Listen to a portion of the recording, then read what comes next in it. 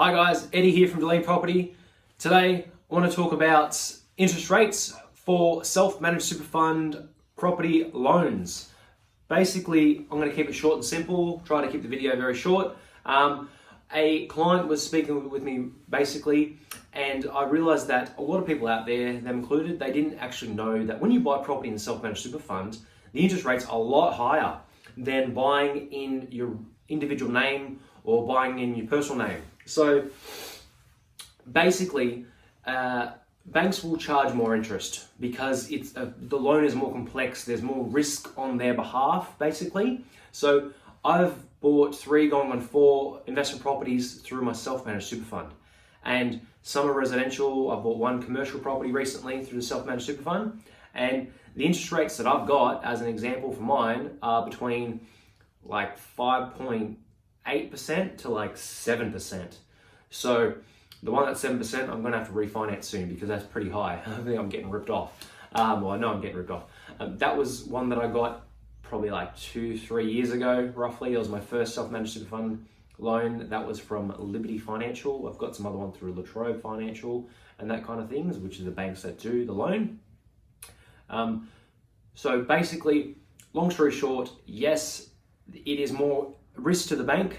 The loans are more complex. If you can jump on Google. I've got an iPad here that I've been just taking some notes so I give you the right information, because a lot of the knowledge and information I have, like this is the basic stuff. I'm not a financial advisor. I'm not a self-managed super fund expert or anything like that. But basically, I have bought 3 going on 4 properties in a self-managed super fund.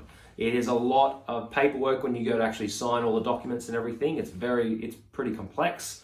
You've got to set up trust, bare trust, and all the rest of it. But the whole point of this video is to just, I guess, allow everyone out there to understand that if you're looking into it, look at the interest rates. Because if you're buying an investment property, as an example, and let's say you're buying a property and it's strictly investment purposes only, you've got a 7% rental yield, right? If you're buying through a self-managed super fund, and it'll change your cash flow massively.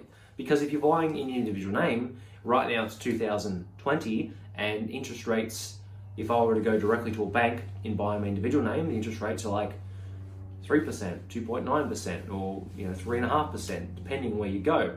So it's very, very cheap. When I first started investing in property, the interest rates were like 7 or 8%.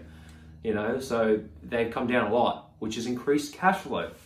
But if you're looking at buying a self-managed super fund, which I still believe, regardless of the interest rate being 6-7%, I still believe it is a fantastic way to further grow your property investment portfolio, because you can leverage money, basically. Leverage is the key. You can put down a 20% deposit and borrow 80% from the bank, and put, as an example, $100,000 of capital down and buy a $500,000 asset that's going to have rental income, potential growth, tax deductions, all the rest of it for the next 5, 10, 15, 20 years, and appreciate in value, etc. And the loans, of course, is going down, which is increasing your net worth over time. So yes, it will affect cash flow. I speak to a lot of people, and when they first start thinking about it, I'm like, oh, is it even worth it? The interest rates are 5% or 6%.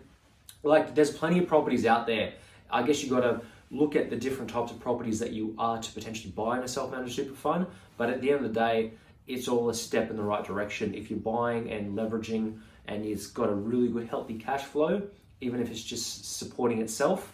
So as an example, if you bought a property and it's 7% yield or 8% yield, and your interest rates are only your interest rates for the self-managed super fund loan is 6% or 7%, you've only got 1 or 2% buffer for the expenses like your council rates, your water rates, your management fees, your insurance, and all that stuff.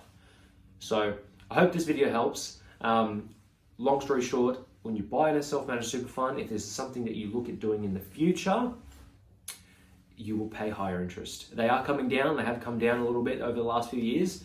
But yes, it's higher interest because it is more risk to the bank. The loans are more complex.